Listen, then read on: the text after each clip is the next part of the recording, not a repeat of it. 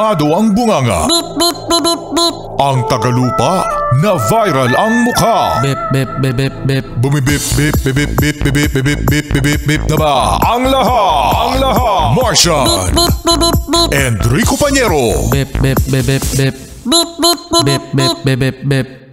Bip, bip, bip, bip, bip. Beep, beep, beep, beep, beep. Tikilaok! Tikilaok! Tikilaok! Ito na ang Yes FM Balitang Oy, kayo ba mga Yes Friend naka-attend na ng isang kasal?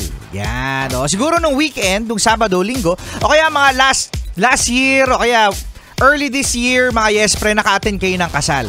Kamusta ang kasal? Yan, meron bang mga tao, mga bisita na agaw pansin, agaw attention? Marami! Yung masyadong maganda yung bisita, yung nag-effort tapos sabihin niya, dapat mas maganda ako sa bride. Waku! Dapat hindi ganyan mga Yes Friend kasi isang kasal mga Yes Friend binasag ng isang best man. Ha? Sinira ng best man yung kasal? Correct mga Yes Friend. Paano ba naman kasi ganito ang nangyari mga Yes Friend? Ano?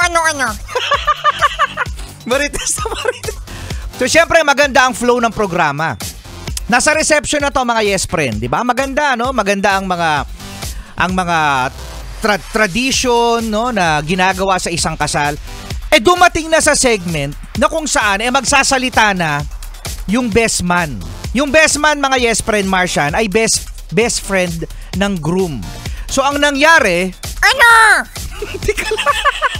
Teka lang. Ang nangyari, nagsalita na yung best man. Nagkwento yung best man dun sa best friend niya sa groom na mga past, na mga masasaya. Eto na ang malupit. Ano nangyari ko, Pañero? Si best man mga Yes Friend ay humarap sa kanyang girlfriend. Ha? Humarap. Pagkatapos nagkwento ng storya nilang magjowa. Ano naman? Hindi pa doon nagtatapos, Martian. Ang nangyari, lumuhod mga Yes Friend yung best man doon sa jowa niya at nag-propose. Ano? Ang kapal naman ng mukha niyan.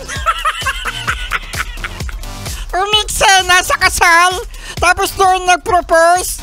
Ayun na nga mga Yes Friend. So syempre, yung mga tao, wow! Nag-propose si Kuya sa girlfriend niya sa kasal.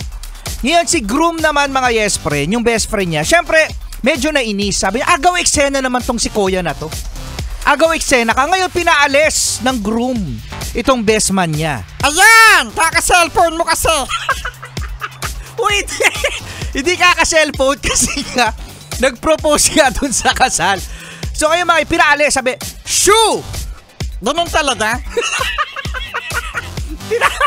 Pinaalis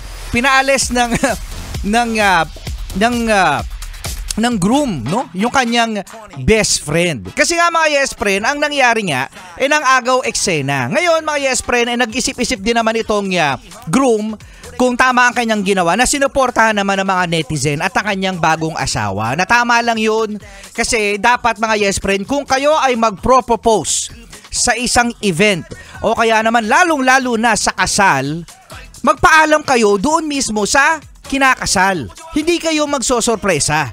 Ayun nga yung gusto, surprise eh. Akala nga na magpo-propose na best man niya, masosurprise daw at magiging masaya. It turns out mga Yes Friend na hindi naging masaya at ayun nga nainis yung bagong kasal. Ayan, kaka-cellphone mo kasi. Kaka-cellphone talaga. At iyan ang ating balitang kasama pa rin Rico Pañero at ang cuteness, Martian. dito pa rin sa Yes FM. Yes FM.